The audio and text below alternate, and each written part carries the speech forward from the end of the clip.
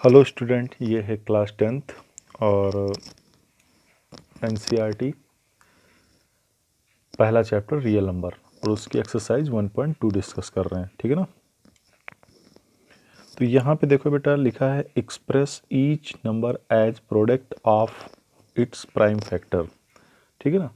तो इस क्वेश्चन को ज़्यादा समझाने की ज़रूरत नहीं, क्योंकि ये 6th क्लास का क्वेश्चन है। 6th क्लास में भी हमने क्या किया था, ये जो 140 होता ना, तो प्राइम फैक्टर कैसे निकाले जाते, इस तरीके से निकाले जाते ना, जैसे हम लोग एलसीएम लेते हैं ना।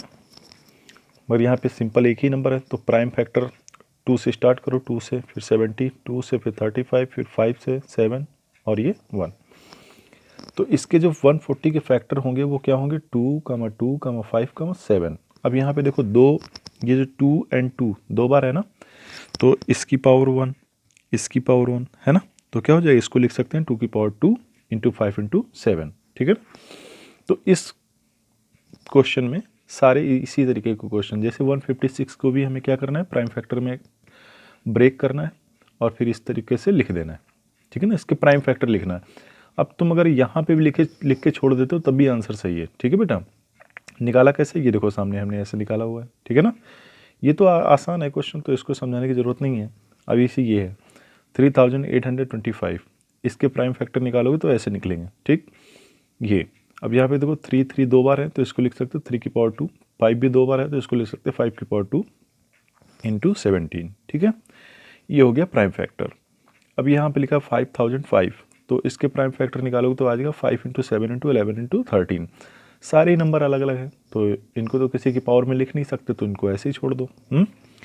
यहाँ पे देखो क्या है, 7429, इसके प्राइम फैक्टर निकालोगे तो एक बार 17 से, एक बार 19 से, एक बार 23 से। ठीक, अब ये अच्छी प्रैक्टिस होनी चाहिए कि मतलब भाई 1 2 3 4 5 से कट करते चले गए, फिर किसी से भी नहीं कटेगा तो लास्ट में जाके 17 से कटेगा, ये भी किसी से नहीं कटेगा, 19 से कटेगा, ये भी किसी से नहीं कटेगा, 23 से ही कटेगा। तो इसके प्राइम फैक्टर क्या होंगे, 17 इंटू 19 इंटू 23। ठीक है।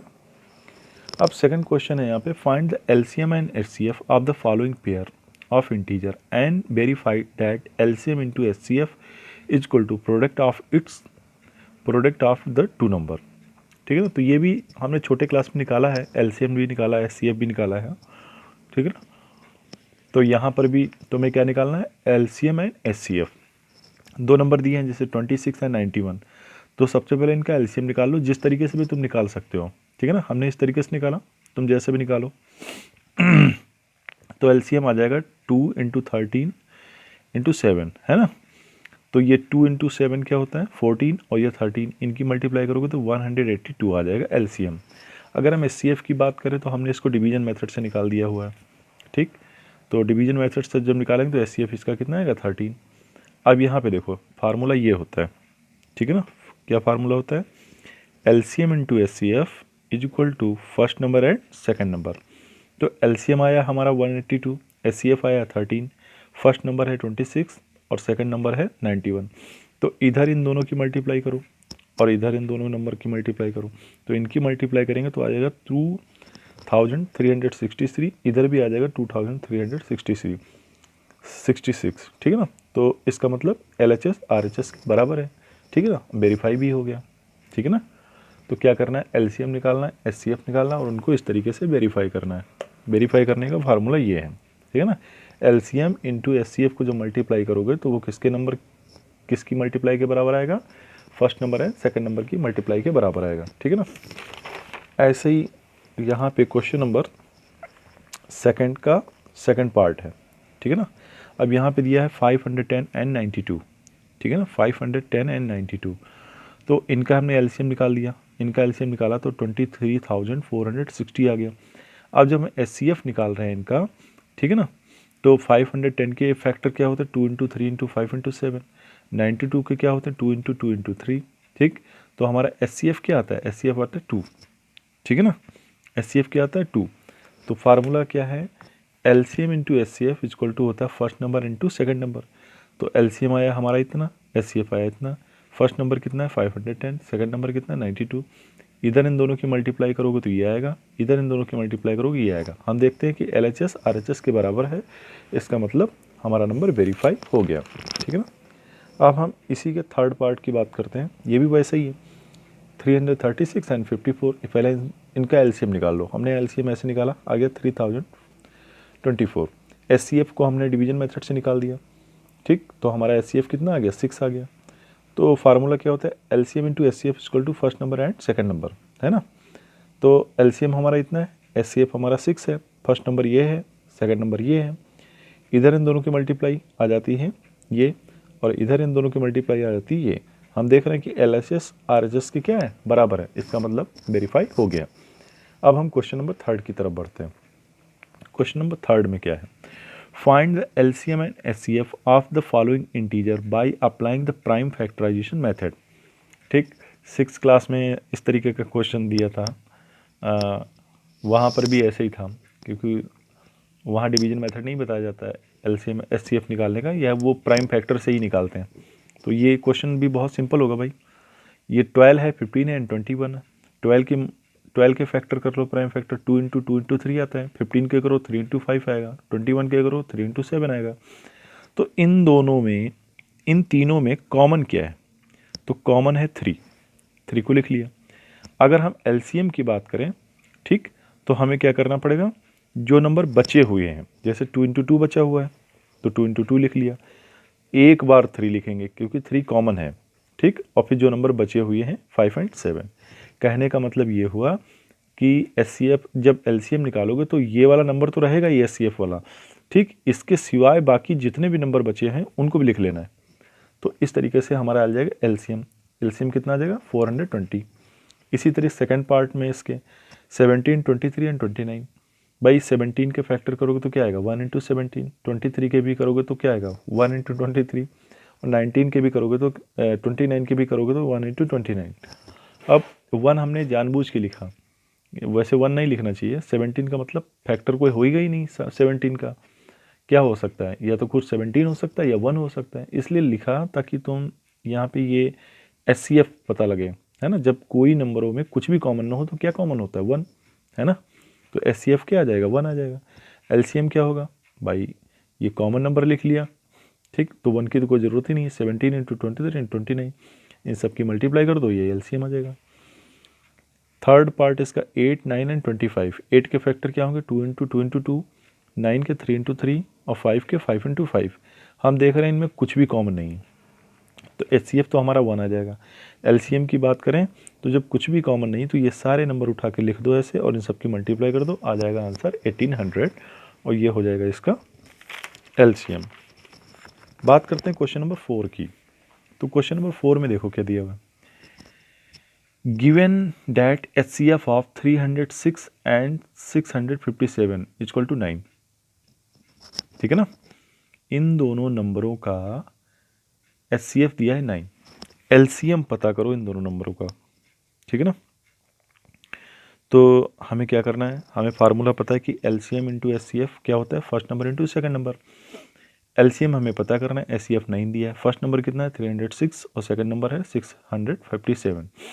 तो 9 अपॉन में चला जाएगा, काट पीट दो, आंसर जो भी बचेगा कितना आएगा, 22,338, ठीक है ना।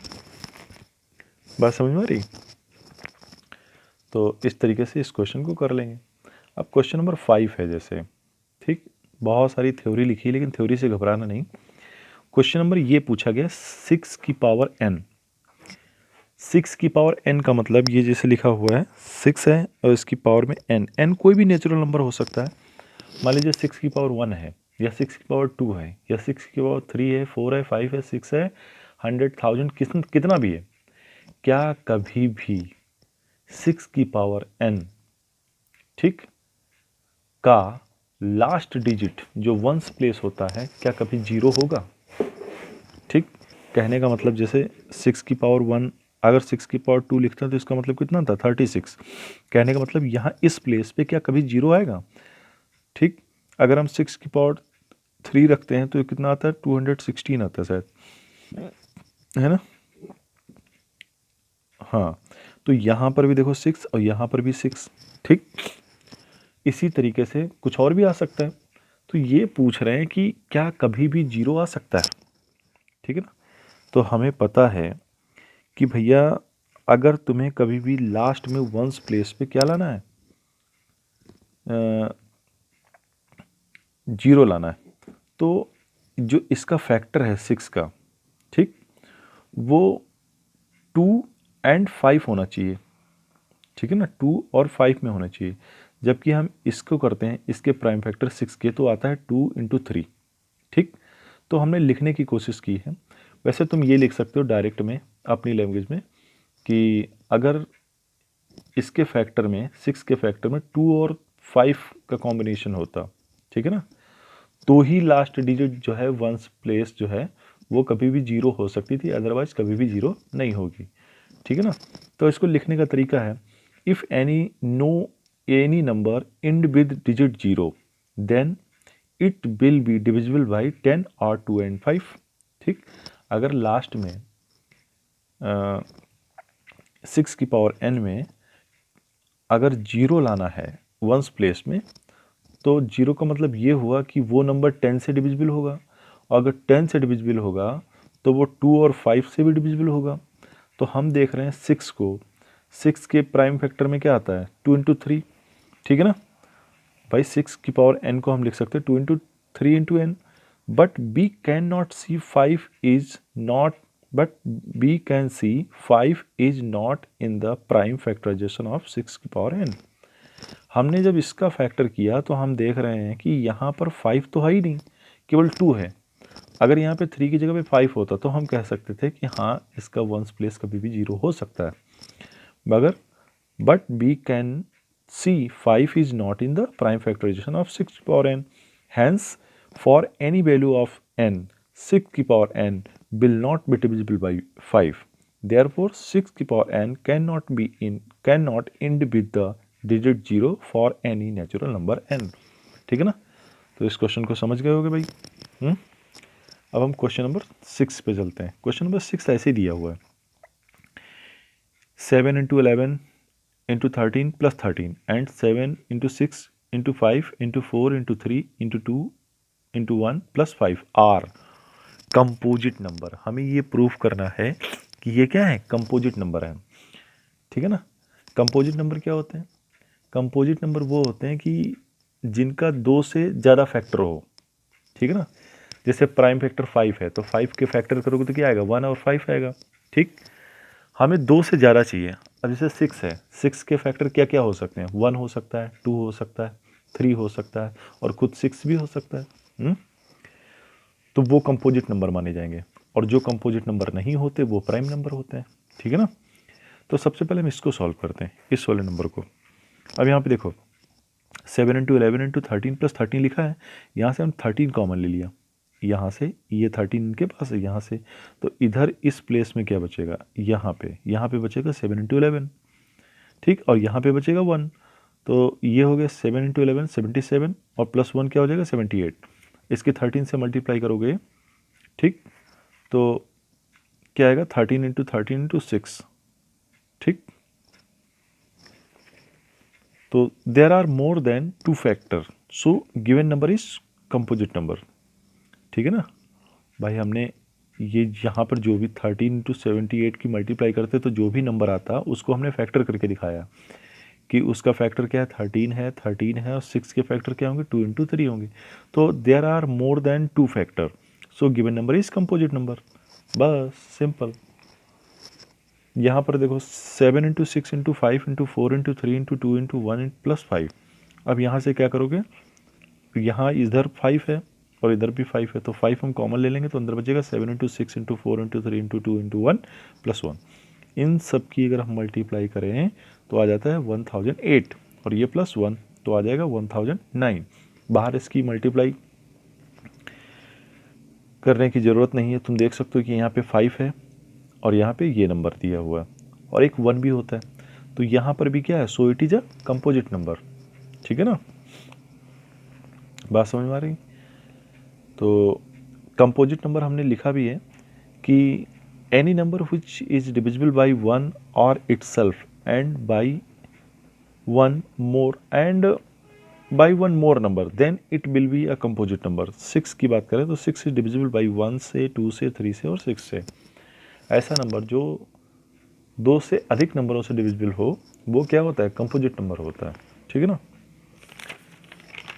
तो अब हम क्वेश्चन नंबर 7 की बात करते हैं। क्वेश्चन नंबर 7 में क्या दिया हुआ है, there is a circular path around a sport field, Sonia taken 18 minute to drive 1 round of the field while Ravi take 12 minutes for the same. Suppose they both start at the same point and the same time and go in the same direction. After how many minutes will they meet again at the starting point? ठीक, कितने समय के बाद वो लोग starting point पे दोबारा मिलेंगे, ठीक है ना। तो हमें क्या करना है, हमें यहाँ पे ध्यान देना, ये 18 दिया और ये 12 दिया है, इनका हमें एलसीएम निकाल देना, ठीक है ना। एलसीएम ऑफ 18 एंड 12 क्या आ जाएगा, 36। तो ये क्या होगा, मिनट होगा, ठीक।